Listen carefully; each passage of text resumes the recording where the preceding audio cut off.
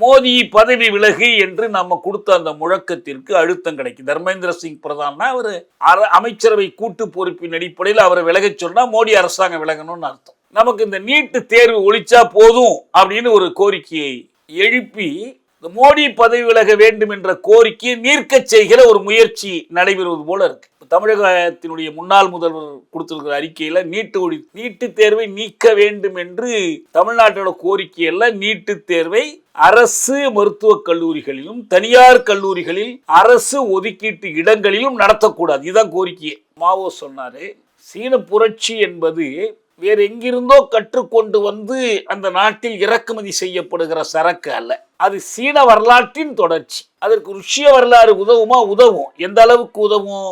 ரெண்டு நாடுகளின் வரலாற்றுக்கும் இடையில் இருக்கக்கூடிய ஒற்றுமை வேற்றுமைகளை கணக்கில் கொண்டு அந்த படிப்பினைகளை பயன்படுத்திக் கொள்ளலாம். ஆனால் என்ன செய்ய முடியாதுன்னா அதையெல்லாம் கொண்டு வந்து ஏற்றுமதி இறக்குமதி செய்து பெயர்த்து பொருத்த முடியாது. கருத்துக்கள் எங்கிருந்து வருகின்றன என்று மாவோ ஒரு கற்று எழுதுறார். அது ஏதோ மனித மூளையிலிருந்து வருதா, ஆகாயத்திலிருந்து வந்து குதிக்குதா, அப்படிலாம் இல்லை. அது வாழ்க்கை அனுபவத்திலிருந்து வருது. வாழ்க்கை அனுபவம் என்பது பொருள் ஆக்கம், படைப்பு, உற்பத்தியிலிருந்தும் போராட்டங்களில் இருந்து, வர்க்க போராட்டங்களில் இருந்தும் அந்த அறிவு பெறப்படுகிறது என்று அவர் சொல்வார். பிராமணர்களும் சமஸ்கிருத மொழியும் நுழைய முடியாமல் இருந்த பல கருவறைகளை அடக்கி ஒடுக்கி சிதைத்து சீரழித்து தம் மந்திர சித்திக்கு வெற்றி சின்னங்களாக்கி பிராமணர்களுக்கும் சமஸ்கிருத மொழிக்கும் இனாமாக கொடுத்தவர். அதான் சங்கருடைய சாதனை. பல ஆலயங்களுக்கு நம்பூதிரிகளை அர்ச்சகர், அவங்க அப்பாவே ஒரு நம்பூதிரி, அர்ச்சகர்களாக நியமனம் செய்தார் ஆதிசங்கர்.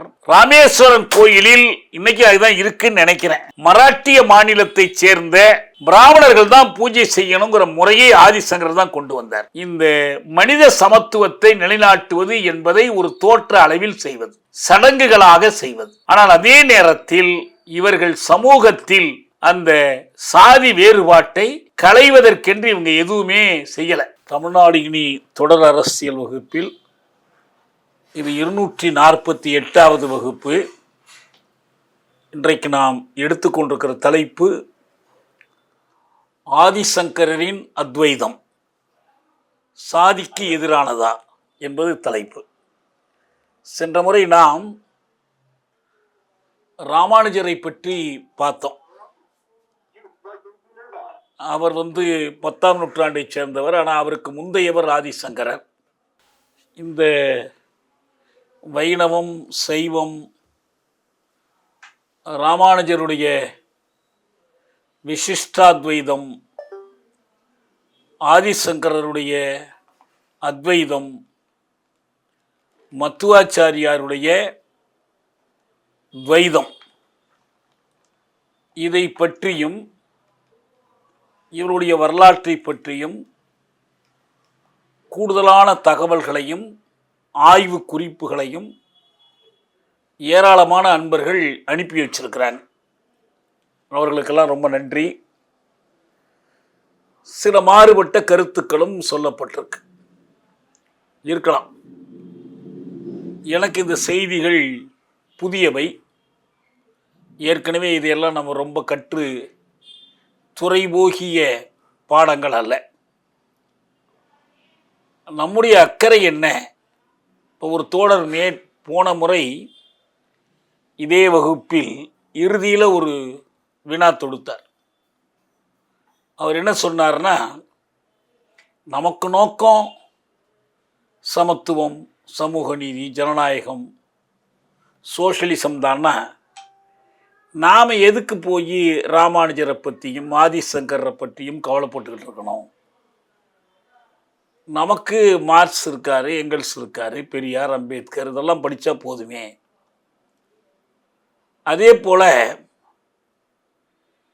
நாம் பகுத்தறிவு செம்மல்களாக இங்கர்சால் இருந்தார், பெர்னாட்ஷா இருந்தார், பிளேட்டோ, அரிஸ்டாட்டில், நம்ம திருவள்ளுவர், இதெல்லாம் படித்தா போதும். இதெல்லாம் பற்றி பேசி தெளிவு ஏற்படுத்தி இந்த கருத்துக்களை மக்கள்கிட்ட பரப்புனா போதுமே. எதற்கு நாம் போய் இந்த ஆன்மீக தலைவர்களை பற்றி, ராமானுஜரை பற்றி அல்லது ஆதிசங்கரை பற்றிலாம் எதுக்கு நம்ம கவலைப்பட்டு இவ்வளவு விரிவாக பேசணும் என்று ஒரு கேள்வி எழுப்பியிருந்தாங்க. நாம் என்ன புரிந்து கொள்ளணும்னா, நாம் எந்த ஒரு சமூகத்தில், எந்த ஒரு சமுதாயத்தில் ஒரு மாற்றத்தை விரும்புகிறோமோ அந்த சமுதாயம் நேற்று முளைத்த ஒன்று அல்ல. அது யாரோ சிலர் உருவாக்கியதில் நாம் விருப்பத்திற்கு அதை உருவாக்கி திருத்தி அமைத்து கொள்ள முடியாது. நான் அடிக்கடி ஒன்று சொல்லுவேன் தோழர்களுக்கு, ஒரு திரைப்பட இயக்குனர் புதிதாக படம் எடுக்கிறார்னா அவர் அந்த கதைக்கு எது களம் பொருத்தமாக இருக்கும், எந்த ஊரில் போய் எடுக்கலாம், எந்த ஊர்லேயும் அப்படி ஒன்று இருக்காதுன்னா எப்படி நாம் அதற்கு செட்டு போட்டுக்கலாம், நல்ல ஒரு பெரிய கோட்டை மாளிகையை கூட அட்டைகளை கொண்டே கட்டி கொள்ளலாம், அல்லது தோட்டாதரணி போன்றவர்களை இருக்கவங்களை கொண்டு, அல்ல டிராட்ஸ்கி மருது மாதிரி இருக்கிற ஓவியர்களை கொண்டு அதெல்லாம் உருவாக்கி கொள்ளலாம். அதுக்கு மேலே கதாநாயகனுக்கு எப்படி இருக்கணும் தோற்றம், உயரம் என்னவாக இருக்கணும், அவருக்கு எப்படி ஒப்பனை செய்வது, கதாநாயகின்னு அவங்களுக்கு எப்படி மூக்கு இருக்கணும், காது இருக்கணும், இப்படியெல்லாம் தேர்ந்தெடுத்து ஒரு திரைப்படத்தை உருவாக்கலாம். ஆனால் வரலாறு அப்படி இல்லை. வரலாற்றை எவர் ஒருவரும் வரலாறு படைப்பதாக சொல்லப்படுகிற மாமனிதர்கள் உட்பட அவர்கள் ஒரு சமுதாயத்தை அவர்கள் விருப்பம் போல் வடிவமைப்பது கிடையாது. அது சாணக்கியராக இருந்தாலும் சரி, அல்லது திருவள்ளுவராக இருந்தாலும் சரி, அல்லது பிற்காலத்தில் ஒரு புதிய சமுதாயத்தை படைக்கிற பணியில் ஈடுபட்ட மார்க்ஸ், எங்கெல்ஸ், லெனின் போன்றவர்களாக இருந்தாலும் சரி, அவர்கள் செயற்கையாக கட்டமைப்பதல்ல ஒரு சமுதாயம். காந்தி அவருடைய கொள்கைகளின்படி ஒரு சமுதாயத்தை கட்டமைக்க முடியாது. எல்லோருமே அவங்க விரும்பியதை விரும்பிய அளவுக்கு தங்களால் இயன்ற வரைக்கும் மாற்றி அமைப்பதற்கு முன்னால் ஏற்கனவே என்ன இருக்கிறதோ அதை கொண்டுதான் போகணும். உங்களுக்கு கிடைத்த மரத்தை கொண்டுதான் நீங்கள் சிற்பம் செதுக்கணும். உங்களுக்கு கிடைத்த கல்லைத்தான் நீங்கள் சிலையாக்கணும். உங்களுக்கு கிடைத்திருக்கிற கட்டுமான பொருட்களை கொண்டுதான் நீங்க புதிய கட்டுமானத்தை உருவாக்கணும். அப்ப இந்த வரலாற்றினுடைய தொடர்ச்சி, மார்க்ஸ் எங்கெல்ஸும் சொன்னாங்களே, ஏடறிந்த வரலாறு முழுவதும் வகுப்பு போராட்டங்களின் வரலாறே, வர்க்க போராட்டங்களின் வரலாறே அப்படின்னு சொன்னா, இன்றைக்கு இருக்கிற வர்க்க போராட்டம் மட்டுமே வரலாற்றை தீர்மானிப்பது அல்ல. இன்னும் ஏடறியாத வரலாறு இருக்கு. வர்க்க போராட்டங்கள் இல்லாத வேறு வகையான போராட்டங்கள் நிகழ்ந்திருக்கக்கூடிய வரலாறு இருக்கு. இந்த வரலாற்றின் தொடர்ச்சியாகத்தான் இன்னைக்கு என்ன நடக்குதோ அது நடக்குது. நீங்க துண்டா ஒன்றை புதுசா படைக்க முடியாது. அதனாலதான் மாவோ சொன்னாரு, சீன புரட்சி என்பது வேற எங்கிருந்தோ கற்றுக்கொண்டு வந்து அந்த நாட்டில் இறக்குமதி செய்யப்படுகிற சரக்கு அல்ல. அது சீன வரலாற்றின் தொடர்ச்சி. அதற்கு ருஷ்ய வரலாறு உதவுமா? உதவும். எந்த அளவுக்கு உதவும்? ரெண்டு நாடுகளின் வரலாற்றுக்கும் இடையில் இருக்கக்கூடிய ஒற்றுமை வேற்றுமைகளை கணக்கில் கொண்டு அந்த படிப்பினைகளை பயன்படுத்தி கொள்ளலாம். ஆனால் என்ன செய்ய முடியாதுன்னா, அதையெல்லாம் கொண்டு வந்து ஏற்றுமதி இறக்குமதி செய்து பெயர்த்து பொருத்த முடியாது. இப்ப நமக்கு இங்க என்ன தேவை? நேற்றைக்கு என்ன நடந்தது என்பதை புரிந்து உள்வாங்கிக் கொள்ளாமல் இன்றைக்கு நடப்பதை அறிந்து கொள்ள முடியாது. நேற்று நடந்ததையும் இன்று நடப்பதையும் அறிந்து கொள்ளாமல் நாளை நடக்கப் போவதை நாம் வழி நடத்த முடியாது. ஏன்னா நமக்கு ஒரு எல்லை வரையறை இருக்கிறது. இருக்கிறத கொண்டுதான் உள்ளது கொண்டு நல்லது செய்தல். வீட்டில் சமையல் செய்கிறவங்க சொல்லுவாங்க, என்ன இருக்கோ அதை வைத்து கொண்டு நான் சமைச்சிருக்கிறேன். இல்லை, அதை கொண்டு சமைக்க முடியாது. எனவேதான் நமக்கு என்ன தேவைப்படுகிறது என்றால், இந்த சமயங்களின் வரலாறு, சமய ஆச்சாரியார்களின் வரலாறு,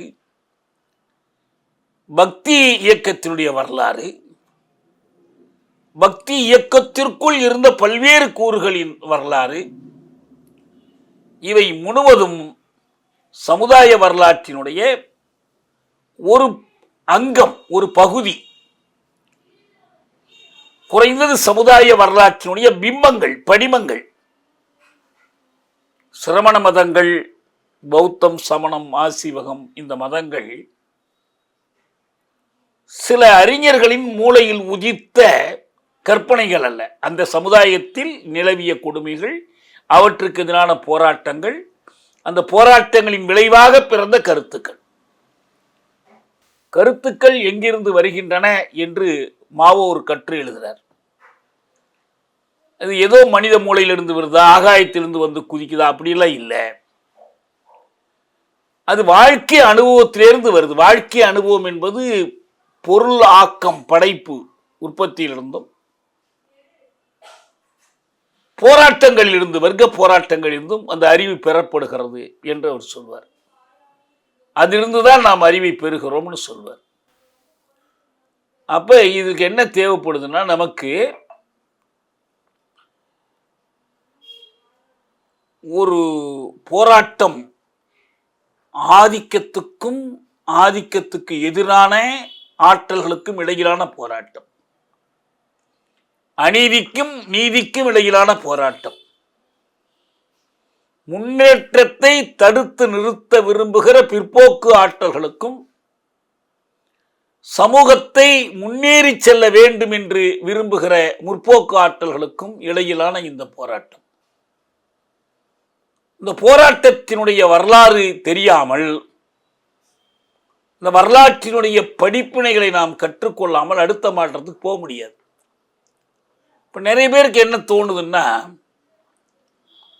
இப்போ இந்திய அரசியல்ல பெரிய மாற்றங்கள் நிகழ்ந்து கொண்டிருக்கு. நம்ம சென்ற முறை தேர்தல் முடிஞ்சதிலேருந்து சொல்கிறோம், இன்னொரு தேர்தல் வந்தால் வீட்டுக்கு அனுப்பிடலாம், இவரை வேறொரு கட்சி ஆட்சிக்கு வந்துடும் என்று கணக்கிடாதீர்கள். நம்ம செய்ய வேண்டியதெல்லாம், இப்பயே நீ வெளியில் போ, உனக்கு மக்கள் கட்டளை கொடுக்கல, நீ அரசமைப்பையும் இருக்கிற சமூகத்தையும் மாற்றி அமைக்கிற முயற்சிகளில் நீ ஈடுபடக்கூடாது, மோசடி செய்து ஆட்சியில் நிலைக்கக்கூடாது. எனவே மோடி வெளியே போ. இது நம்ம அப்பயே முடிவு பண்ணோம். பெங்களூரில் அனைத்து இந்திய அளவில் கூட்டம் நடத்தி அங்கே இந்த முழக்கத்தை கொடுத்தாங்க. பல பேருக்கு இது ஒரு கற்பனையாக தெரிஞ்சு, இப்படியெல்லாம் ஒரு முழக்கம் வருமா, அடுத்த தேர்தல் வரும்போது பார்த்துக்கலாமே நினச்சிக்கிட்டு இருந்தாங்க. ஆனால் இப்போ நம்ம பார்க்குறோம், தில்லியில் இந்திய நாட்டினுடைய தலைநகரத்தில் நாடாளுமன்றம் பூட்டி கிடக்கிறது, கதவை பூட்டி வச்சிருக்கிறாங்க, பெரிய படையை குமிச்சு வச்சிருக்கிறாங்க, எக்கச்சக்கமான தடைகளை போட்டிருக்கிறாங்க. இது ஒரு கோணத்தில் பார்த்தா ஒரு தற்செயல் நிகழ்வு, ஒரு விபத்து மாதிரி தோணும். ஒரு உச்சநீதிமன்ற நீதிபதி ஏதோ ஒரு வழக்கில் பேசிட்டு இருக்கும்போது வேலையில்லாத இளைஞர்களை எல்லா வெட்டி பயலுக, ஒட்டுண்ணிகள், கரப்பான் பூச்சிகள் என்று பேசிட்டாரு. அதை கண்டு கோபமுற்று ஒரு இளைஞர் அவர் சமூக ஊடகத்தில் எழுதினாரு. அதுக்கு நிறைய ஆதரவு வந்துச்சு, அது ஒரு கட்சியாக மாறினுச்சு. அவங்க ஒரு போராட்டத்தை அறிவித்தார்கள். நீதிபதிகள் ஓய்வு பெற்ற பிறகு அரசு பதவிகளுக்கு வரக்கூடாதுன்னு சொன்னாங்க.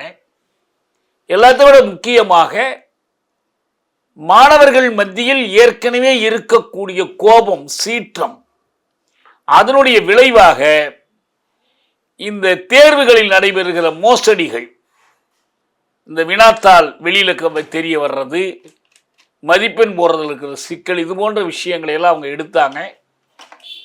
அப்படி எடுத்ததுனால அதுக்கு ஒரு அடையாளமாக இதுக்கு பொறுப்பேற்று கல்வித்துறை அமைச்சராக இருக்கிற தர்மேந்திர சிங் பிரதான் பதவி விலகணும்னு சொன்னாங்க. அவர் விலக மறுத்துட்டாரு. எனவே அந்த கோரிக்கையை வச்சு போராட ஆரம்பிச்சாங்க. அவர் வெளிநாட்டிலிருந்து இந்த அபிஜித் திகே நம்ம ஏற்கனவே ஒரு வகுப்புலேயே அதை பற்றி பேசணும். இந்த கரப்பான் ஜனதா கட்சி, அந்த ஜனதா கட்சியினுடைய தோற்றம், அதுக்கு என்ன காரணம், இதை பற்றிலாம் பேசணும்.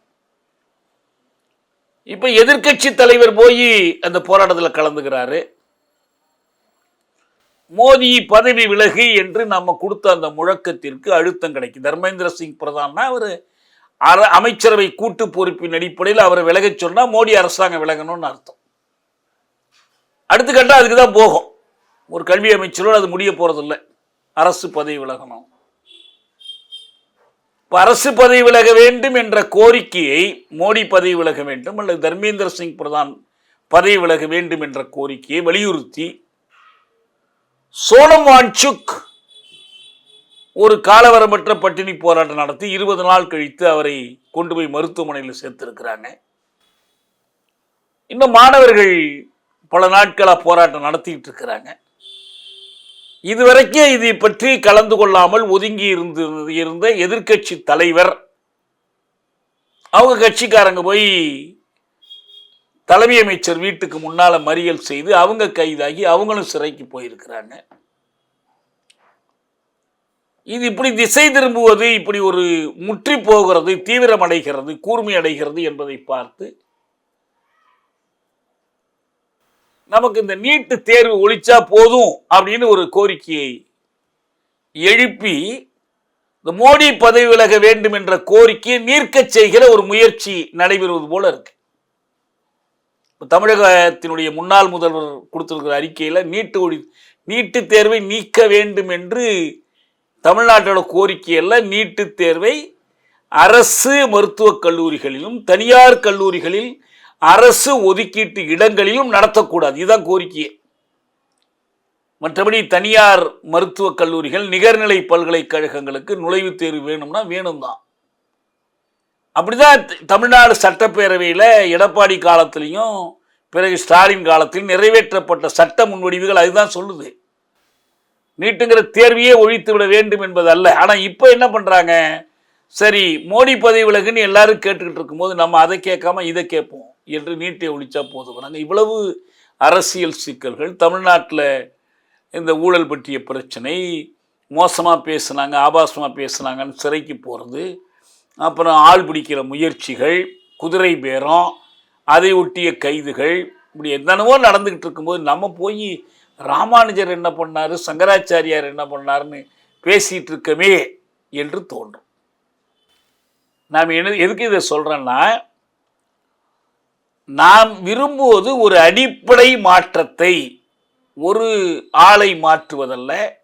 அது எவ்வளோ முக்கியமாக இருந்தாலும், யார் முதல்வராக வரணும், யார் சட்டமன்ற உறுப்பினராக வரணும், யாருக்கு பெரும்பான்மை வேண்டும், எந்த ஆட்சியை பாதுகாக்கணும், எந்த ஆட்சியை கவுக்கணும், இந்த அரசியலுக்கு நமக்கு இவரெல்லாம் வேண்டாம். சங்கராச்சாரியார், ராமானுஜர், திருவள்ளுவர் யாருமே வேண்டாம் நமக்கு. ஆனால் நம்ம ஒரு அடிப்படை மாற்றத்தை விரும்புகிறோம் என்றால் ஒரு சமுதாயத்தை அடியோடு குலுக்கி போடுவது. அப்படி ஒரு அடிப்படை மாற்றம் வேண்டும்னா நம்ம வரலாற்றின் தொடர்ச்சி அது வரணும். இந்திய ஆளும் வகுப்பு பொதுவாக சொன்னா பார்ப்பன பனியா கும்பல், பெருமுதலாளிகள், ஆதிக்க சாதியினர், மொழி திணிப்புக்காரர்கள், இந்தி வடமொழி ஆங்கில திணிப்பில் நம்பிக்கை கொண்டிருப்பவர்கள், இவர்கள் எல்லோரும் அவங்களுக்குன்னு ஒரு சமூக தத்துவம், அவர்களுக்கென்று ஒரு உலக கண்ணோட்டம், அவர்களுக்கென்று ஒரு கருத்தியல், அதற்கு அடிப்படையான ஒரு மெய்யியல் பார்வை, இதை வச்சிருக்கிறாங்க. அதற்கும் பார்ப்பன பணியாக்களை பாதுகாக்கிற, நம்ம அதை சனாதனம் என்று அழைக்கிறோம், வர்ணாசிரமம் என்று அழைக்கிறோம், மனு தர்மம் என்று அழைக்கிறோம், அந்த கருத்தியல் அரசியலுக்கும் இடையில் இங்கு ஒரு போராட்டம் நடக்கிறது. அந்த கருத்தியலை இந்த கருத்தியல் தோற்கடிப்பது என்பது ஜந்தர் மந்தர்ல வச்சு தோற்கடிக்க முடியாது. கூவம் கரையில் நடக்கிற போராட்டத்தினால் தோற்கடிக்க முடியாது. சமூக கருத்தியலாக அவங்க கருத்தியலின் இடத்திற்கு நம்ம கருத்தியல் வரணும். அவர்கள் இது ஒன்றுதான் அமைப்பு, இதை மாற்ற முடியாது.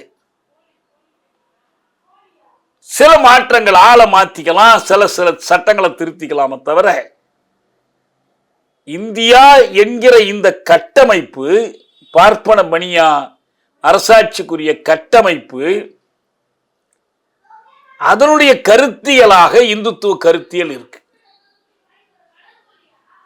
இந்து மதம்னு சொல்லியாச்சுன்னா அது இன்னும் சாமி கும்பிடுறது, படமா கும்பிடுறது, சிலையா கும்பிடுறது, திக்கை வணங்குதல், ஒரு திசையை வணங்குவது, பூ போட்டு வணங்குவது, சுருட்டு வைத்து வணங்குவது, தியானத்தின் மூலம் வணங்குவது, பஜனை பாடி வணங்குவது, ஓங்கி குரல் கொடுத்து கத்தி வணங்குவது, சாமியாடி வணங்குவது, இப்படி எத்தனையோ வணக்க முறைகள் இருக்கு. இதுதான் இந்துவியத்தினுடைய சாரமா? நான் அம்பேத்கருடைய இந்துவியத்தின் புதிர்கள் பற்றி வகுப்பு நடத்தும் போது நான் சொன்னேன், இந்த ஹிந்துயிசம் என்பதை பொதுவாக என்ன பண்றாங்கன்னா இந்து மதம் என்று மொழிபெயர்க்கிறாங்க.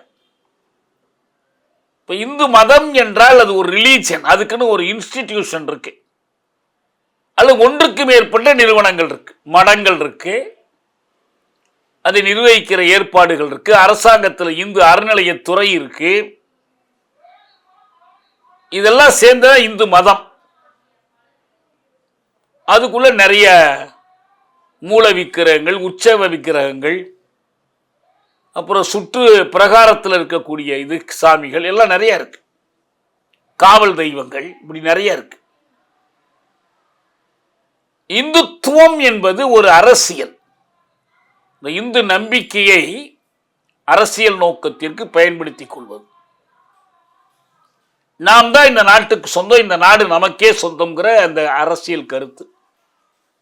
இதனோடு மாறுபட்டவர்கள் எல்லாம் இந்த நாட்டுக்கு அந்நியர்கள் அல்லது இரண்டாம் தர குடிமக்கள் என்ற கருத்து. இது பாஜக RSS அரசியல், இது இந்துத்துவம்.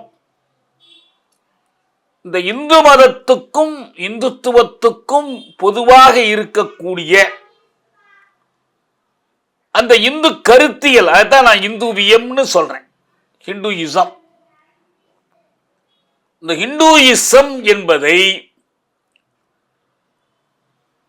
இந்து மதத்துக்கு இருக்கக்கூடிய சமூக பார்வை, நான் பலமுறை சொல்லியிருக்கேன். அம்பேத்கர் சொல்றாரு, இந்துஸ்தானம் என்று சொல்வது ஒரு நிலப்பரப்பை குறிக்கும். இன்னைக்கு பிரகாஷ் ராஜ் போய் ஜந்தர் மந்தர் மாணவர்களை வாழ்த்தும் போது இந்துஸ்தானமே உங்கள் பின்னால நிற்குதுங்கிறார். அது RSS சொல்லக்கூடிய இந்து ராஷ்டிரம் அல்ல, அவர் சொல்ற இந்துஸ்தானம் என்பது இந்தியாவுக்கு. அவங்க இந்தியில உருதுல உட்பட வேறு மொழிகள்ல இந்துஸ்தானம்னு பேர் சொல்றாங்க. Geographical name. இரண்டாவது இந்து என்பது இந்து கருத்தியல், இந்து இறையியல், ஹிந்து தியாலஜி. அந்த இறையியல் இப்ப முதல்ல இந்துக்கு முழுசா ஒரே இறையியல் இல்லை. ஏன்னா இந்து என்ற பெயரே நாம பல முறை சொல்லியிருக்கிற மாதிரி 18ஆம் நூற்றாண்டில் தான் அந்த சொல் புழக்கத்திற்கு வந்தது, பாரசீகத்திலேருந்து வந்துச்சு. இந்த இந்து என்பது வேறு வேறு இறையியலாக இருந்துச்சு. அப்ப நம்ம தொல்காப்பியத்திலேருந்து வர்ற தமிழ்நாட்டில் அது குறிஞ்சி நிலத்தில் சேயோன் வழிபாடும், முல்லை நிலத்தில் திருமால் வழிபாடும், மருத நிலத்தில் இந்திரன் வழிபாடும், இப்படி ஒவ்வொரு நிலப்பகுதிக்கும் ஏற்ப இந்த நெய்தலில் கொற்றவை வழிபாடும், இப்படி வெவ்வேறு வழிபாட்டு முறைகள், பாலையில் கொற்றவை வழிபாடும், இது வெவ்வேறு வழிபாடுகள். நம்ம அந்த பாட்டையே கூட அப்ப எடுத்து காட்டணும். இதெல்லாம் இறையியல். இந்த இறையியல் தனித்தனி. அப்புறம் இதுக்குள்ள பொதுவான சில இறைவன்கள் வந்து சேர்றாங்க. இந்திரனோ முருகனோ மற்றவங்க எல்லாரும் சேர்ந்து எல்லா திணைகள்லையும் வாழும். இப்ப என்ன நிலைமை? நாங்கெல்லாம் சைவர்கள்ப்பா, நாங்கள் இந்துக்கள் அல்ல, நாங்கெல்லாம் வைணவர்கள், நாங்கள் இந்துக்கள் இல்லை, அப்படிலாம் யாரும் நீங்க சொல்ல முடியாது. உங்களுக்கு இறந்து போனதுக்கு பிறகு அந்த இறந்து போன செய்தியை அறிவிக்கிற ஒரு பத்திரிகை போடுவாங்க, உத்தரகிரியை பத்திரிகை, கருமாதிக்கான சடங்குக்கு.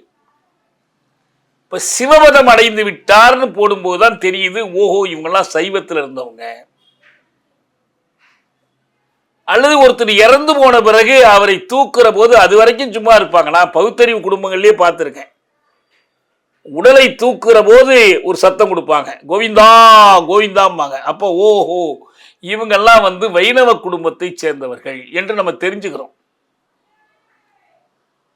ஒரே சாதிக்குள் நெருங்கிய உறவினர்கள்ல சைவமும் இருக்கும் வைணவமும் இருக்கும். ஆனா மொத்தத்தில் சமுதாயத்துடைய உள்ளுணர்வில் நாம் எல்லோரும் இந்துக்கள் என்ற ஒரு கருத்து வந்துடுச்சு. இப்ப இந்து சமயம் என்ற ஒன்று, இந்து இறையியல் என்ற ஒன்று இருக்கான இருக்கு. அவன் பழனிக்கும் போறான், அல்லது திருப்பதிக்கும் போறான், திருவரங்கத்துக்கும் போறான், எங்க வேணாலும் போறான். ஆனா பொது எல்லாருக்கும் அது இந்து. இப்ப நம்ம ராமேஸ்வரம் கோயில் இருக்கு, ராம ஈஸ்வரம், அது ராமன் கட்டிய ஈஸ்வரனுக்கான கோயில். ஈஸ்வரனை வழிபட்ட ராவணனை கொன்ற பாவத்திற்கு கழுவாய் தேடுவதற்காக அந்த கோயிலை ராமர் கட்டினார் என்று ஒரு ஐதீகம், ஒரு கற்பனை, நம்பிக்கை எல்லாம் கலந்திருக்கு. எனவே இந்த இந்து வியத்தினுடைய வரலாறு தெரியாமல் நீங்கள் இந்துவியத்தை வெல்ல முடியாது. இது வேறு இந்துத்துவத்தை வெல்வது மட்டுமல்ல, இந்துவியத்திற்கும் இந்துவியத்திற்கு மாறான நீதி சார்ந்த கருத்தியல். அது ஒரு காலத்தில் பௌத்தத்தில் வந்துச்சு, சமணத்தில் வந்துச்சு. இப்போ இந்த சமயங்களெல்லாம் மீட்டெடுப்பது பற்றிய பிரச்சனையே இல்லை. நீ இறையியல் எதை வேணாலும் வச்சுக்க. ஆனால் இந்த சமூகத்தில் நாம் வந்து ஒரு மாற்று கருத்தியலை, அது குரல் நெறி அடிப்படையிலையோ அல்லது சமய சார்பின்மையின் பேர்லையோ அல்லது பெரியார் அம்பேத்கருடைய பேர்லையோ இன்னொரு மாற்று கருத்தியலை முன்வைக்கணும்.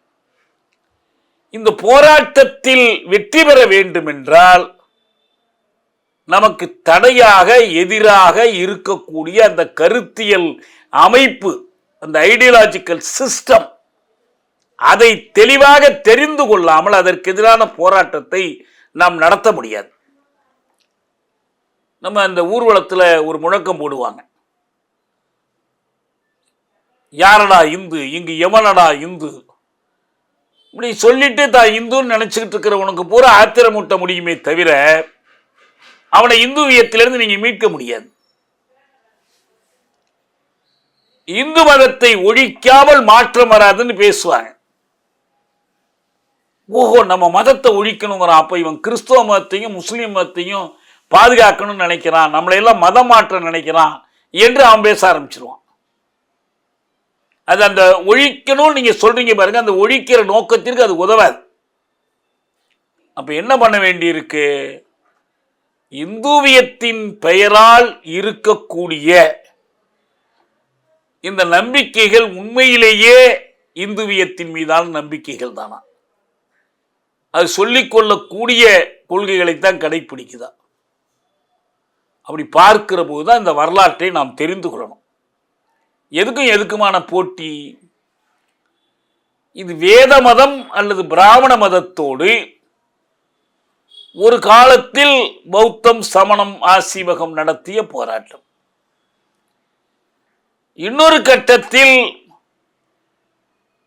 இந்த பல்வேறு இயற்கை சார்ந்த சமயங்கள், மாலியம், சிவனியம், இந்த வழிபாட்டு முறைகள் தனித்தனி மத அமைப்புகளோட வழிபாட்டு முறைகள், சக்தி வழிபாடு, இவை அந்த வைதிக சமயத்தோடு போட்டியிடுது, போராடுது. இந்த போராட்டங்களின் விளைவாகத்தான் பக்தி இயக்கம் பிறக்குது. ஆழ்வார்கள், நாயன்மார்கள் வர்றாங்க. அவங்க என்ன பண்றாங்க? இந்த போராட்டத்தில் ஜெயிக்கணும் என்று சொன்னால், ஒரு பக்கம் வைதீகத்திலிருந்து எடுத்துக்கொள்றவற்றை எடுத்துக்கொண்டு ஒரு சிலவற்றை நிராகரிக்கிறாங்க. இவங்க பாட்டு பாடுறவங்களா, இசைக்கலைஞர்களாக, பக்தி நெறி பரப்புகிறவர்களாக இருந்தது போக, அது ஆழ்வார்கள் நாயன்மார்களுக்கு அவ்வளவுதான்.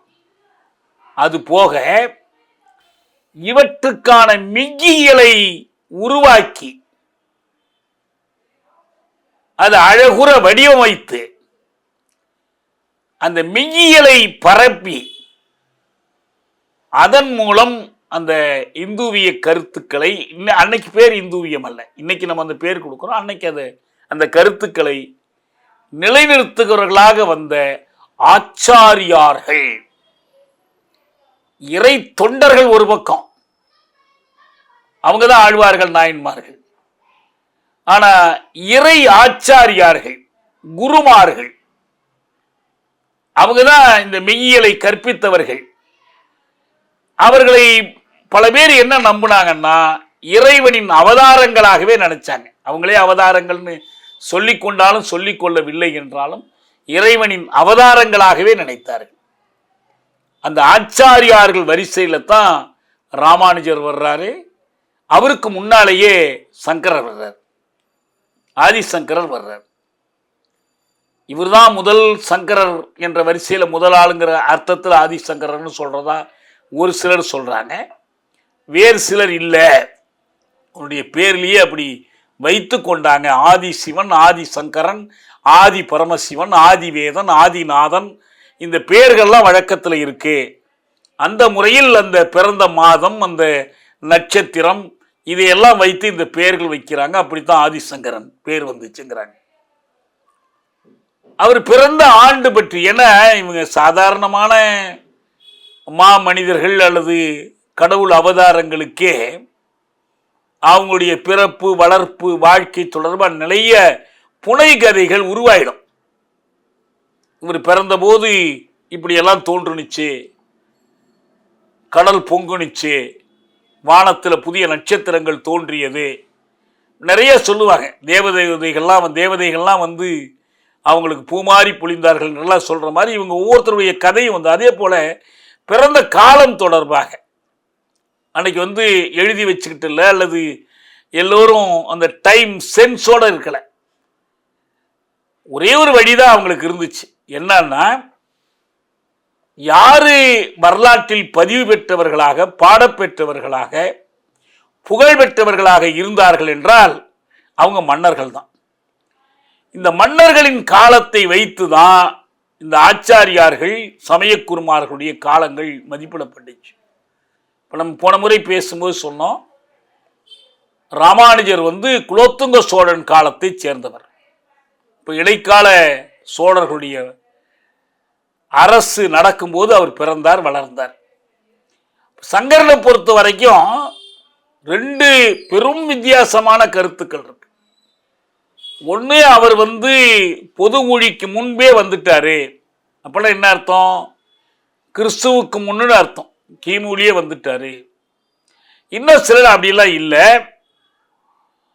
ராமானுஜருக்கு ஒரு 2-3 நூற்றாண்டு முன்னதாக தோன்றினார். அப்ப என்னவா இருந்துச்சு? சேரநாடாக இருந்துச்சு. தமிழ்நாட்டின் ஒரு பகுதியான சேரநாட்டில் காலடி என்கிற இடத்தில் அவர் பிறந்தார். அப்படி பிறந்தது வந்து ஒரு பிராமண சிவாச்சாரியார் குடும்பம். அவருடைய தந்தை ஒரு சிவாச்சாரியாராக இருந்தார். அவங்க தாய் ஆரியாம்பாள்ங்கிறவங்க சிவகுரு என்கிற சிவாச்சாரியாருக்கும் ஆரியாம்பாளுக்கும் காலடியில் பிறந்தவர் அவர். அது வந்து ஆண்டு வந்து கிபி 785 சொல்லக்கூடியவங்க இருக்காங்க. இன்னும் மொத்தத்தில் அவர் 32 ஆண்டு காலம் வாழ்ந்தார். இந்த 32 ஆண்டுகளுக்கு மேலே 4 ஆண்டு காலம் அவர் 36 ஆண்டை சேர்த்துக்கிறாங்க. அவர் பூஜை செய்தார் 4 ஆண்டுன்னு சொல்லி. சரி, அது நிறைய கதைகள், நமக்கு அதில் நமக்கு முக்கியத்துவம் இல்லை. நம்ம அவர் என்ன போதித்தார், என்ன இந்த போராட்டத்தில் ஒரு பங்கு வைத்தார் என்பது தான் நமக்குள்ள முக்கியம். அப்போ நிறைய இந்து மத இலக்கியங்கள் இருந்தன. அவற்றையெல்லாம் நம்ம போன முறையே நான் பேசும்போது ஒரு செய்தி சொன்னேன், மீண்டும் ஞாபகப்படுத்துங்க. பிரம்மசூத்திரம், பகவத்கீதை, வேறு பல உபநிடதங்கள், ஸ்ருதிகள், இவற்றை வைத்துக்கொண்டு இவற்றில் இடம்பெற்ற சொல்லியங்கள், வாசகங்கள், மொழிகள், பழமொழிகள், சொலவங்கள், இவற்றை எடுத்து வைத்துக்கொண்டு இவற்றுக்கு உரை எழுதுவதன் மூலமாக அவர்கள் சில மெய்யியல் முடிவுகளை சென்றடைந்தார்கள். அதாவது இவர்கள் அறிவியல் ஆராய்ச்சிகள் மூலமாக இந்த பொருள் இப்படி இருக்கிறது, இந்த உலகம் இப்படி இருக்கிறது, இந்த பொருள் இப்படி இயங்குகிறது, இந்த உலகம் இப்படி இயங்குகிறது, இந்த சமூகம் இப்படி வாழ்கிறது, இந்த சமூகத்தில் இதனால் மாற்றங்கள், இப்படியெல்லாம் ஆராய்ச்சி பண்ணல. அப்படி செஞ்சால் அது அறிவியல் முறை. இவர்கள் அறிவியல் ஆராய்ச்சிகளின் மூலமாக மெய்யியல் முடிவுகளை அடையல. இவங்களுடைய மெய்யியல் முடிவுகளுடைய சாரம் இருக்கு பாருங்க. சங்கரருக்கு அத்வைதம், ஆனா சங்கரர் தான் அத்வைதத்தை படைத்தவரான இல்ல. அத்வைதம்ங்கிற சிந்தனை ஏற்கனவே இருந்துச்சு, மெய்யியல் துறையில் இருந்துச்சு. அதனுடைய சாரம் என்ன? இரண்டு இல்லை என்பது, ஒண்ணுதான், இருமை இல்லாமை. அப்ப அதுக்கு ஒருமை, ஒருமை என்ற கருத்து அத்வைதம். இரண்டு இல்லை. என்ன ரெண்டு இல்லை? ஆத்மா இருக்கு, ஒரு மனிதன் ஜீவாத்மாவா இருக்கிறான். அவனை படைப்பதும் இயக்குவதும் வாழ்விப்பதும் அவனுக்கு முடிவு காண்பதுமான இன்னொரு ஆத்மா இருக்கு, அது பரமாத்மாவாக இருக்கிறது. இந்த பரமாத்மா ஜீவாத்மா இரண்டும் ஒன்றா வெவ்வேறா? இதுதான் விவாதமே. இரண்டும் வெவ்வேறு அல்ல. பரமாத்மா தான் மற்றவற்றின் கூட்டிற்குள் நுழைந்து ஜீவாத்மாவாக வெளிப்படுகிறார். எனவே ரெண்டு ஆத்மாக்களும் ஒண்ணுதான். பரமாத்மாவும் ஜீவாத்மாவும் இரண்டு அல்ல, ஒன்று. இதுதான் அத்வைதம். இல்ல, இது ரெண்டும் வெவ்வேற, ரெண்டையும் ஒன்னாக்க கூடாது. அப்ப இருமை கொள்கை, இரண்டு ஆத்மாக்கள், அதுதான் துவைதம். இந்த துவைதமும் ஏற்கனவே இருக்கிற சிந்தனை தான். மூணாவது, இந்த அத்வைதத்தை ஏற்றுக்கொண்டு, ஆனால் அதே நேரத்தில் இது ஒரு சிறப்பு அத்வைதம், சிறப்பு ஒருமை கொள்கை. அதாவது பரமாத்மா இருந்தாலும் அது உயர்வானது, ஜீவாத்மா எல்லாம் ஒரே நிலையில் இருப்பதில்லை. இந்த கருத்து விசிஷ்டாத்வைதம், விசிஷ்டாத்வைதம், ரைட். இப்ப இந்த மூணுக்கும் மூணு வகை ஆராய்ச்சிகள், மூணு வகையான சூழல்கள், மூணு வகையான பொருள் இருப்புகள் காரணமான இல்ல. இந்த மூன்று ஆச்சாரியார்களும் இவர்களுடைய குருநாதர்களும் இவர்களுடைய சீடர்களும் எல்லோருமே எதை நம்பி இருக்கிறாங்கன்னா,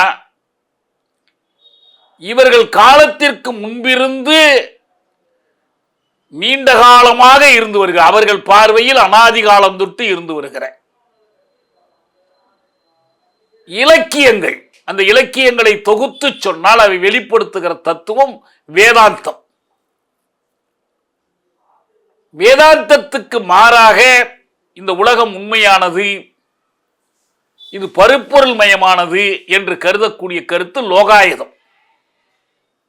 லோகாயதம் தவிர்த்து வேதாந்தத்தை எடுத்து அந்த வேதாந்தம் இலக்கியங்களாக வெளிப்படும் போது அதுதான் பிரம்மசூத்திரம், இந்த உபநிடதங்கள், மற்ற எல்லாமே பகவத்கீதை உட்பட. இதே இலக்கியங்களின் வெவ்வேறு வரிகளை எடுத்துக்காட்டி, வெவ்வேறு சுருதிகளை எடுத்துக்காட்டி, அந்த சுருதிகளுக்கு இவர்கள் உரை எழுதுகிறார்கள். இப்போ திருக்குறளுக்கு பரிமேலழகர் உரை எழுதின மாதிரி பிரம்மசூத்திரத்திற்கு சங்கரரும் எழுதுகிறார், மத்வாச்சாரியாரும் எழுதுகிறார், ராமானுஜரும் எழுதுகிறார். நீ எழுதின தப்பு, நான் எழுதின சரி என்பதல்ல பிரச்சனை. அவங்க ஆளுக்கு ஒரு வரியை எடுத்து ஒவ்வொரு வரிக்கும் ஒரு விளக்கம் கொடுக்கிறார். இந்த வரியின் பொருள் அத்வைதம் தான் சங்கரர் சொல்றாரு, இல்லை இது துவைதம் தான் மத்துவாச்சாரியார் சொல்றாரு, இல்லை இது விசிஷ்டாத்வைதம்னு ராமானுஜர் சொல்றாரு. ஆக எல்லோருக்கும் அடிப்படை இந்த வேதாந்தம் ஒண்ணுதான். இந்த வேதத்தில் சொல்லப்பட்டிருப்பதை இறுதி அறிவாக கொண்டு அதன் மூலம் வெளிப்படுவதுதான் பரம்பொருள் இருப்பு என்று கொண்டு உருவாக்கப்பட்ட மெய்யியல்கள் தான் இது எல்லாமே. அப்ப இந்த மெய்யியல்களை வைத்துக் கொண்டுதான் இவர்கள் என்ன பண்றாங்க, வேத மதத்தினுடைய சமூக கருத்துக்களை, அதனுடைய சமூக பார்வையை உயிர்ப்பிக்கிறாங்க. அதுக்கு ஏற்ற மாதிரி வைதிக மதத்தினுடைய பல்வேறு நம்பிக்கைகள், சடங்குகள், வேள்விகள் இவற்றை கைவிடச் செய்கிறாங்க. அதுவரை பௌத்தமும் சமணமும் பெற்றிருந்த செல்வாக்கான இடத்திலிருந்து அவற்றை கீழ் இறக்குவதற்கு அதை பயன்படுத்துகிறாங்க. பிராமணர்களும் சமஸ்கிருத மொழியும் நுழைய முடியாமல் இருந்த பல கருவறைகளை அடக்கி ஒடுக்கி சிதைத்து சீரழித்து தம் மந்திர சித்திக்கு வெற்றி சின்னங்களாக்கி பிராமணர்களுக்கும் சமஸ்கிருத மொழிக்கும் இனாமாக கொடுத்தவர். அதான் சங்கரனுடைய சாதனை. அவர் என்ன பண்ணாரு, தமிழ் இலக்கிய கருத்துக்களை சமஸ்கிருத மொழியில் மொழிபெயர்த்து, எல்லாமே சமஸ்கிருதத்தில் இருக்கு, அதில் எழுதப்பட்டதுதான், எல்லா சமஸ்கிருத இலக்கிய தொடர்புடையவை என்று அவர்கள் ஒரு கருத்தை உருவாக்கினாங்க. ஆதிசங்கர் பிறந்த இடம் காலடி, எர்ணாகுளம் பக்கத்தில் இருக்கு, கேரளா, அதாவது சேரநாடு. ஆனால் அன்றைக்கு அது கேரளமாக இல்லை, சேரநாடாக இருந்துச்சு. ஏன்னா மலையாளம் மொழி அப்போ பிறக்கலை. அப்புறம் 100-200 ஆண்டுகளுக்கு பிறகுதான் மலையாள மொழி வருது. அதனால் சங்கரரை பொறுத்த வரைக்கும் அவருடைய தாய்மொழி தமிழ் தான். அவர் நிறைய இலக்கியங்கள் படைத்தார், அதுக்குள்ள நம்ம விரிவாக போக வேண்டியதில்லை. கனகதாரா ஸ்தோத்திரம்னு செல்வம் விருத்தியாவதற்கு எல்லாருக்கும் எல்லாமா இருந்தார், யார் என்ன கேட்டாலும் செஞ்சு கொடுப்பார். நாடு பூரா சுற்றினார், மொத்தமே 32 ஆண்டுகள் வாழ்ந்ததா சொல்றாங்க. அவர் இளம் வயதிலேயே துறவு ஏற்கிறாரு. அப்படி ஏற்கும்போது அவர் இலக்கியங்கள் படைப்பதற்கு பல காரணங்கள் வருது. இவர் அப்பயே அத்வைதத்தை வலியுறுத்துகிற காரணத்தினால ஒரு கதை சொல்றாங்க. அவர் ஒரு இலக்கியம் தோன்றியதற்கு கங்கையில் நீராடி விட்டு காசி விஸ்வநாதரை தரிசித்து விட்டு சீடர்களோடு வந்து கொண்டிருந்தார் சங்கரன். அப்ப சிவபெருமான் அவர்கிட்ட ஒரு திருவிழாவில் செஞ்சாராம். இப்போ ஒரு தீண்டத்தகாதவன், அவனுக்கு சண்டாளன்னு பேர். நம்ம கூட இப்ப எல்லாம் திட்டுவதற்கான ஒரு சொல்லா சண்டாளனை பயன்படுத்துறாங்க. சண்டாளர்னா புலையர்னு அர்த்தம். நம்ம தலைவர் ஒருத்தர் சந்திரிகாவை திட்டும் போதெல்லாம் சண்டாளி சந்திரிகான்னு திட்டுவார். நான் சொன்னேன், இல்லைங்க, அந்த அம்மா ஒன்றும் சண்டாளி கிடையாது. இப்போ கூட நம்ம நாதாரின்னு திட்டுறாங்க, யாரை வேணாலும் திட்டுறாங்க. ஆராசா அண்மையில் பேசியிருந்தார். நாதாரி ஒரு பழங்குடியினுடைய பேர். நிறைய வாயாடக்கூடிய பெண்களை லம்பாடின்னு திட்டுவாங்க. லம்பாடிங்கிறது இன்னைக்கும் ஆந்திராவில், தெலங்கானா பகுதியில் ஒரு பழங்குடி மக்களுடைய பேர். அதையெல்லாம் திட்டுற வேற பயன்படுத்துகிறாங்க. இப்போ நான் சென்னையிலேயே பார்த்துருக்குறேன், தெருக்கல்ல இந்த பைப்பில் தண்ணி பிடிக்கிற சண்டை வந்துச்சுன்னா பெண்கள் ஒருத்தர் ஒருத்தர் திட்டிக்கிறதுக்கு என்ன பறச்சி மாதிரி பேசுறப்பாங்க. அவங்களுக்கு அந்த ஜாதி பேருங்கிற உணர்வே கிடையாது. அப்படிதான் இந்த சண்டாளர்னு பயன்படுத்துறதும். அப்போ ஒரு சண்டாளன் எதிரில் வர்றான் இவருக்கு எதிரில். அப்பயே பாருங்க, இந்த அத்வைதம் பேசிய சங்கரர் இவனை எதிரில் வராத விலகி போங்கிறார். நீ ஏன் என் எதிரில் வர்ற, விலகி போங்கிறார். அதற்கு அவன் சொல்றான், எதை விலகி போக செல்கிறீர்கள், இந்த உடலையா அதனுள் இருக்கும் ஆன்மாவையா? இந்த சரீரத்தை விலகி போக சொல்றீங்களா, உள்ள இருக்கிற ஆன்மாவையான்னு கேட்கிறார். எல்லோருக்கும் நீங்க சொன்னீங்க இந்த ரெண்டும் வெவ்வேறு அல்ல, அதுதான் அத்வைத கொள்கை நீங்க. ஆனா உங்களுக்கு எப்படி விலகி போக சொல்ல மனசு வச்சுன்னு சொல்லும்போது அப்ப அவர் தெரிஞ்சுக்கிறாரு அது சிவபெருமான் திருவிளையாடல்னு சொல்லி உடனே அவர் மனிஷா பஞ்சகம் என்று 5 ஸ்லோகங்களை அவர் பாடுறார். இந்த பிரம்மசூத்திர பாஷ்யம் பற்றி நாம இவரை பற்றி பேசும்போது நம்ம குறிப்பிட்டோம். யாரு? ராமானுஜரை பற்றி. ஸ்ரீபாஷ்யம் என்பது அவருடைய முக்கியமான நூல். எனக்கு ஒரு நண்பர் அமெரிக்காவிலிருந்து ஒரு புத்தகம் அனுப்பியிருக்கார், ஒரு கடிதம் எழுதியிருக்கார். என்னன்னா, ராமானுஜர் என்னதான் விசிஷ்டாத்வைதம் பேசினாலும் ஒரு தாழ்த்தப்பட்டவரை தனக்கு குருவாக கொண்டார், தாழ்த்தப்பட்ட இன்னொருத்தரை சீடராக கொண்டார், எல்லாரும் மனிதர்களே என்றெல்லாம் போற்றினார், எல்லாம் உண்மை. ஆனால் அதே நேரத்தில் அவர் நிறுவிய மடங்கள், மைனவ மடங்கள் எல்லாத்துக்கும் அல்லது பெரும்பாலானவற்றுக்கு பார்ப்பனர்களைத்தான் மடாதிபதிகளாக ஜீயர்களாக அமர்த்தினார். அவரு ஜாதி பார்க்கவில்லை என்று யாரும் சொல்ல முடியாது. அவர் தெளிவாக இருந்தார். நான் எழுதியிருந்தேன். அவர் அந்த நண்பர் எனக்கு ஒரு கடிதம் எழுதியிருக்கிறார். அவர் சொல்லியிருக்கிறாரு, அது மட்டுமல்ல, இது ஒரு சாதாரண உதாரணம் தான் நீங்க சொல்றது, அதற்கும் மேலே ராமானுஜர் சூத்திரர்களால் வேதங்களை விளங்கிக் கொள்ள முடியாதுன்னே தெளிவாக எழுதி வைத்திருக்கிறார். சூத்திரர்களால் வேதங்களை விளங்கிக் கொள்ள முடியாதுன்னே அவர் எழுதியிருக்கிறார்னு சொல்லி அதுக்கான சான்றுகள் கூட எனக்கு அனுப்பியிருக்கார். ராமானுஜத்தை பொறுத்த வரைக்கும் அவர் அப்படிதான் செஞ்சார். அதே போலதான் இங்க சங்கரர் என்ன பண்றாரு, அத்வைதம் பேசிக்கொண்டே எதில் வருகிற சண்டாளனை விலகி போங்கிறார். அவர் விலகி போகல என்றதற்கு பிறகுதான் அவர் அந்த பாட்டை பாடுறாரு. அதுவும் என்ன, எதிரில் வந்திருக்கிறது சிவபெருமான் தான் வந்திருக்கிறதா அவர் நினைத்து கொண்டுதான் அவர் அப்படி பாடுறார். அது மாதிரி அவருடைய இலக்கியம் படைக்கப்படுது. நிறைய ஒரு குறுகிய இளம் வயதிற்குள் நிறைய இலக்கியங்களை எல்லாம் வடமொழியில் தான் எழுதுறாங்க, வடமொழியில் எழுதி வைக்கிறாங்க. அது எல்லாமே சாரம் அவருடைய பணியில, சங்கருடைய கதையில. ஏன்னா அது பகுதி உண்மை பகுதி கதை ரெண்டும் கலந்து தான் வருது. ஏன்னா அவருக்கு ஒரு தேவை இருந்துச்சு. இப்போ தோழர் இஎம்எஸ் சங்கரரை பற்றி எழுதியிருக்கிறார். இவர் பேரும் சங்கரர். இவர் வேடிக்கையாக சொல்லுவாங்க, அவர் ஆதி சங்கரர், இவர் கடைசி சங்கரர்னு. ஏன்னா இஎம் சங்கரன் நம்பூதிரி பார்த்தா இவருடைய பேர். அவர் சங்கரரை பற்றியும் எழுதியிருக்கிறார், நாராயணகுரு பற்றியும் எழுதியிருக்கிறார். பின்னால் நாராயணகுரு பற்றி பேசும்போது பேசலாம். ஆனால் இவரை பற்றி எழுதும்போது அவர் சொல்றாரு, அன்றைய சமூகத்திற்கு இந்த மாதிரி கருத்துக்கள் இவரிலிருந்து தேவைப்பட்டன. ஒரு பெரிய மெய்யியல் வல்லுநராக இருந்தார். அப்படி அவர் எழுதக்கூடிய கருத்துக்களின் மூலமாக அவர் அன்னைக்கு ஒரு பிரபுத்துவ சமூகத்திற்குரிய ஒரு கருத்தியலையும் ஒரு சமய கோட்பாட்டையும் படைக்க வேண்டியிருந்துச்சு. அந்த தேவையை அவர் நிறைவு செய்தார்னு சொல்றார். ரொம்ப முக்கியமா என்னன்னா, பௌத்தத்தை வீழ்த்துவதற்காக அவர் எடுத்துக்கொண்ட முயற்சிகள் தான். அதுல ஒரு முக்கியமான முயற்சி தான் இந்த பலி கொடுப்பதை தடுப்பது. நாட்டில் பல இடங்களில் பலியிடும் வழக்கம் இருந்தது. சங்கரரை தடுத்து நிறுத்தி உயிர் பலி கூடாது என்ற கட்டளையை கொண்டு வந்தார். அதன் மூலமா என்னாச்சு, உங்களுக்கு பௌத்தம்தான் அந்த பலியை தடுக்குது, சமணம் தான் அதை தடுக்குதுங்கிறது இல்லாம வேத மதமும் பலியை தடுக்கக்கூடியது என்று மாத்தினாங்க. இரண்டாவதாக, அன்னைக்கு பல்வேறு வழிபாட்டு முறைகள், இந்த மக்களிடையே இயற்கை சார்ந்த சமய வழிபாட்டு முறைகள் இருந்துச்சு.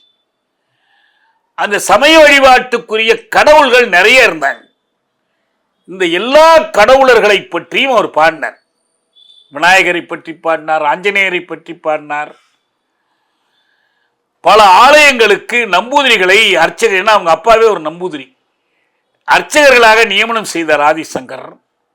ராமேஸ்வரம் கோயிலில் இன்னைக்கு அதுதான் இருக்குன்னு நினைக்கிறேன். மராட்டிய மாநிலத்தை சேர்ந்த பிராமணர்கள் தான் பூஜை செய்யணுங்கிற முறையை ஆதிசங்கர் தான் கொண்டு வந்தார். பத்ரிநாத், திருச்செந்தூர் உட்பட பல ஆலயங்களில் கேரளாவை சேர்ந்த நம்பூதிரிகள் அர்ச்சகர்களாக இருந்து பூஜை செய்யக்கூடிய முறையை ஆதிசங்கர் உருவாக்கி வந்துகிட்டு இருக்காவோ முறையை அவர் உருவாக்கி இருக்கிறார். அதாவது சுருக்கமா சொன்னா என்னன்னா, எல்லாத்தையும் ஒன்னா சேர்க்கிறார். ஒன்னா சேர்த்து 6 வகையான வழிபாட்டு முறைகளையும் யாரும் எதை வேணாலும் கும்பிட்டுக்கலாம், எல்லோரும் எல்லாத்தையும் கும்பிடலாம்னு ஒன்னா இணைக்கிறார். அதுக்குள்ள சண்டை இல்லைன்ட்டு. ஏன்னா எல்லாத்தையும் ஒன்றுபடுத்தினால்தான் என்ன செய்ய முடியும், பௌத்தத்தை விரட்ட முடியும், பௌத்தத்தை வீழ்த்த முடியும். அந்த ஒரு பெரிய காரியத்தை அவர் செய்கிறார், இதை முறைப்படுத்துகிறார். அப்படி உருவாக்கி 6 வழிபாட்டு முறைகளை அவர் முன்வைக்கிறாரு. சிவனை வழிபடுவது சைவம், விஷ்ணுவை வழிபடுவது வைஷ்ணவம். அது நம்ம ஏற்கனவே சொன்னோம். திருமாலை வழிபடுறது தான் வைஷ்ணவம். சக்தி அல்லது அம்பிகையை வழிபடுவது சாக்தம். முருகன் அல்லது சுப்பிரமணியனை வழிபடுவது கௌமாரம். விநாயகரை வழிபடுவது கானபத்தியம். சூரியனை வழிபடுவது சௌரம். இந்த 6 இணைத்து 5 தெய்வ வழிபாடு, இது எல்லாத்தையும் சேர்த்து தான் அவர் ஷண்மத, ஷண்ணுன்னா 6ன்னு அர்த்தம். சண்முகம்னு பேர் இருக்கு பாருங்க, 6 முகம், அதுதான் ஷண்முகம். 6 மதங்களை இணைத்து அவருக்கு பேரே என்ன வந்துச்சு, ஷண்மத ஸ்தாபகர் என்ற பெயரை அவர் வாங்கினார். அப்படி செய்ததன் மூலமாக அவர் என்ன பண்ணார்னா, இந்த அன்னைக்கு இருந்த வைதீக மதத்தை, இன்னைக்கு இந்து மதம் என்று அழைக்கப்படுகிற வைதீக மதத்தை அவர் காப்பாற்றினார். இல்லை இயல்பாக ஒரு கேள்வி எழும். அவருடைய தொடர்ச்சியாக அந்த வேதாந்த சிந்தனையாளர்களாக பிற்காலத்தில் வந்தவர்கள் தான் ரமண மகரிஷியும் விவேகானந்தரும். நம்ம அவங்கள பற்றி, ஏன்னா எல்லாம் அவருடைய தொடர்ச்சி தான், சங்கராச்சாரியருடைய வழியை கடைப்பிடித்து தான் அவங்கெல்லாம் பின்னால் வர்றாங்க. இவங்க எல்லாருடைய சாரமும் என்னன்னா, இந்த மனித சமத்துவத்தை நிலைநாட்டுவது என்பதை ஒரு தோற்ற அளவில் செய்வது, சடங்குகளாக செய்வது.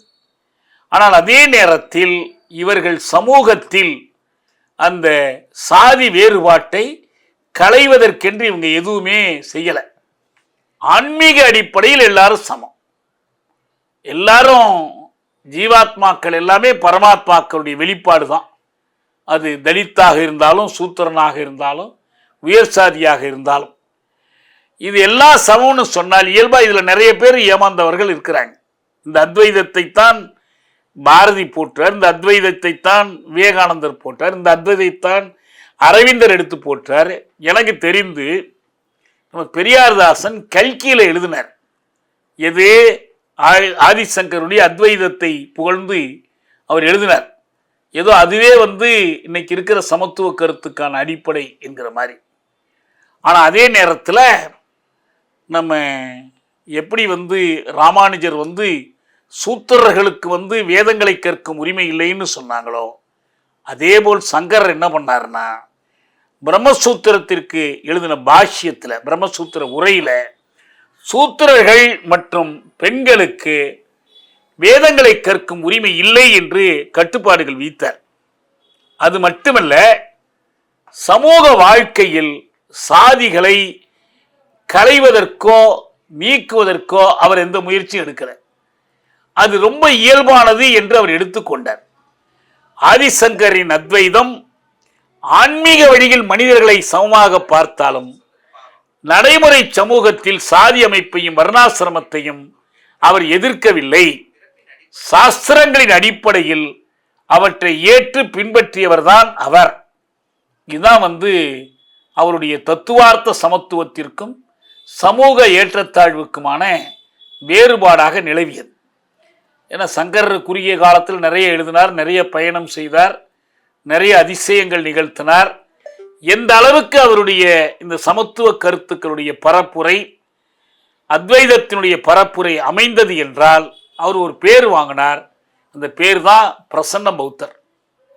அதாவது பிரசன்ன பௌத்தர்னா புத்தரை போலவே இருப்பவர். புத்தரினுடைய போலினா போலி இருப்பதுன்னு அர்த்தம், மோசடிங்கிற அர்த்தத்தில் இல்லை, புத்தரின் போலி. அந்த அளவுக்கு அவர் பேர் வாங்கினார். ஆனால் உண்மையில் பௌத்தத்தை ஒழிப்பதற்கு இவர் பிரசன்ன புத்தராக தோன்றினார். அவ்வளவுதான் முக்கியம். பௌத்தத்தை ஒழிப்பதிலும் வைதிக மதத்தை மீட்பதிலும், இன்னும் சொல்ல போனால் இந்து மதம் என்ற ஒன்றை ஒன்றுபடுத்தி உருவாக்குவதிலும், இந்த பிராமண மதத்தை ஒன்றுபடுத்தி உருவாக்குவதிலும் அவருடைய பங்கு மிக முக்கியமானது. இதனுடைய தொடர்ச்சி தான், இதனுடைய நவீன கால தொடர்ச்சிகள் தான் விவேகானந்தர் மற்றவங்க எல்லாரும். இதான் நம்ம ஆதிசங்கரை பற்றி முக்கியமாக தெரிந்து கொள்ள வேண்டியது. எனவே ராமானுஜர், ஆதிசங்கரர் ஆகிய இந்த ஆச்சாரியார்கள் செய்த காரியம் என்னன்னா, அவர்கள் இந்த வைதிக மதத்தை காத்தார்கள். அதற்கான எழுத்து, செயல், சிந்தனை ஆகியவற்றுக்கு மூலவர்களாக இருந்தார்கள் என்பதுதான். நம்ம அடுத்தடுத்து இதனுடைய தொடர்ச்சி பார்ப்போம்.